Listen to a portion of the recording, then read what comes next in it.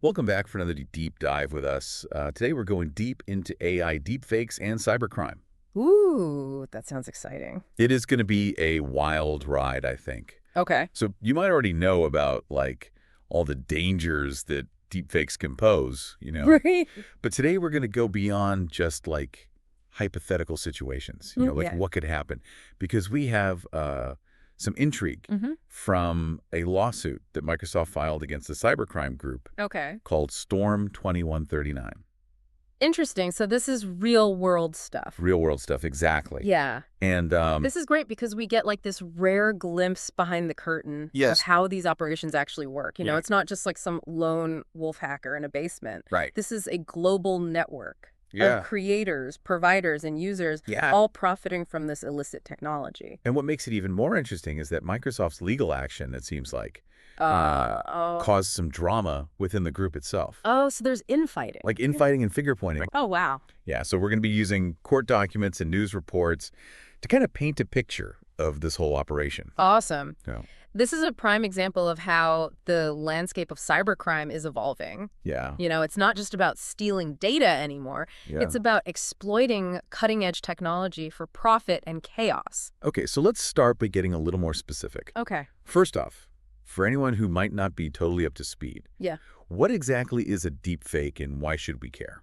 A deepfake uses artificial intelligence to create these incredibly realistic yet totally fabricated images, videos, or audio. So you could have a video Yeah. of a world leader saying or doing something that they never actually did. Exactly. Or a photorealistic image of someone in a Yeah. compromising situation. Yeah. That never happened. It's scary stuff. That's definitely not just like a harmless prank. Right. So how does this Storm 2139 group fit into all of this? Well, Microsoft has identified Storm 2139 as a major player in developing and distributing tools specifically designed to bypass AI safeguards for generating harmful content. Oh, well.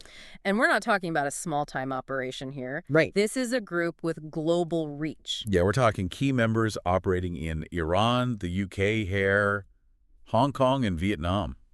It's crazy. It's like a global who's who of cybercrime. Exactly. All united by this deepfake technology. And these are individuals with names, or at least aliases, like Fictions. this Drago, CG, and Asakyu. Wow. These names remind us that there are real people behind these usernames profiting from the misuse of powerful technology. It's almost like an online criminal syndicate straight out of a spy thriller. It really is. So how exactly did this group operate? What was their business model? Their operation was surprisingly sophisticated and structured. Oh. Think of it almost like a legitimate business, Well, but with a much darker product. I'm all ears. Give us the inside scoop. Well, Microsoft's investigation uncovered this really fascinating hierarchy. Okay. At the top, you had the creators, Okay. who were the masterminds behind the technology. Okay. These are the folks who figured out how to exploit AI services and build tools to bypass security measures. So they were like the evil geniuses of the operation. Exactly. Then you had the providers, Uh, who were the middlemen. Okay. They took the creators' tools and sold access to them,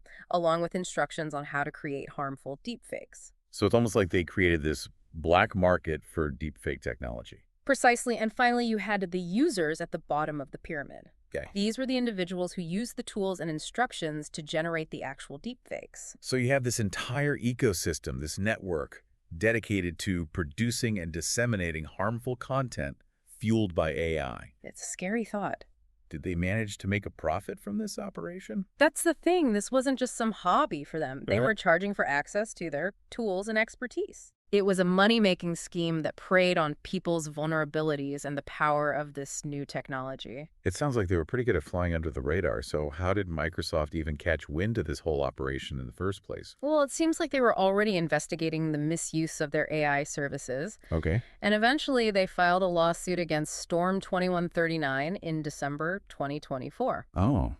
This wasn't just about gathering information. Uh-huh. It was a strategic move to disrupt their operations. And that lawsuit had some serious consequences for the group. Yeah. Microsoft managed to seize a key website that Storm 2139 was using. Oh, wow. Talk about a major blow to their operation. Yeah, the seizure of that website had some interesting ripple effects. Okay. It triggered infighting among the group members. Really? Some were pointing fingers, blaming others for attracting this unwanted attention. Wow. It almost sounds like a plot from a true crime drama, doesn't it? Absolutely. Speaking of real-life drama, did Microsoft manage to uncover the identities of any specific individuals in the U.S. involved in this operation? Interestingly enough, yes. Okay. The lawsuit mentions two unnamed individuals based in Illinois and Florida. Okay. However, their identities haven't been publicly revealed. Right. It's likely to avoid interfering with potential criminal investigations. So the plot thickens. It seems like the authorities are closing in on this cybercrime ring. Yeah, it's fascinating. But now I'm really curious about the technical side of things. Okay. We've talked about what deepfakes are and who's behind them, Right.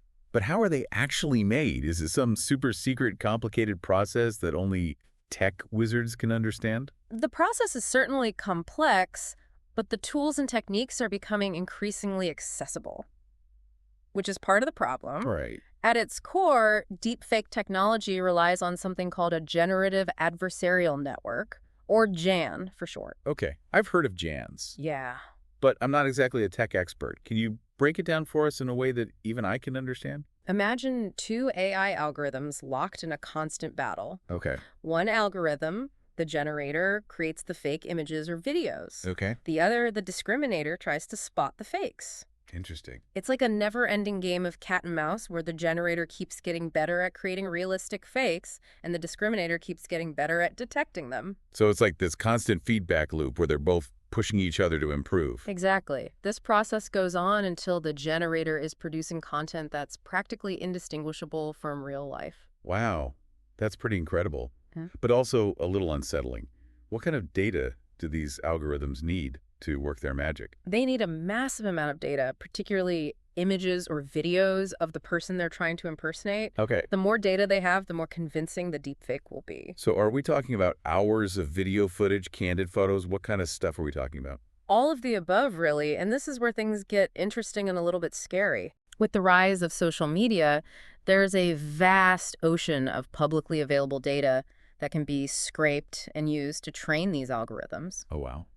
Every selfie you post, every video you share, could potentially be used to create a deepfake of you.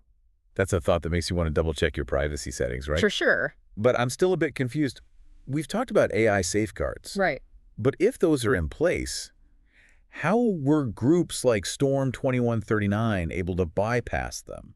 That's where the creators within the group come in. Okay. These individuals weren't just tech savvy. Right. They were skilled hackers who knew how to find and exploit vulnerabilities in these AI systems. So they were basically finding ways to trick the system into doing something it wasn't supposed to do. You gotta remember those safeguards that are meant to prevent the AI from being used to create harmful content? Wait. Well, these creators figured out ways to circumvent those safeguards, essentially giving them free rein to generate whatever they wanted. Wow, that's unsettling. So we have incredibly powerful technology that can create hyper-realistic fakes. It's becoming increasingly easy to use, and the safeguards are being bypassed.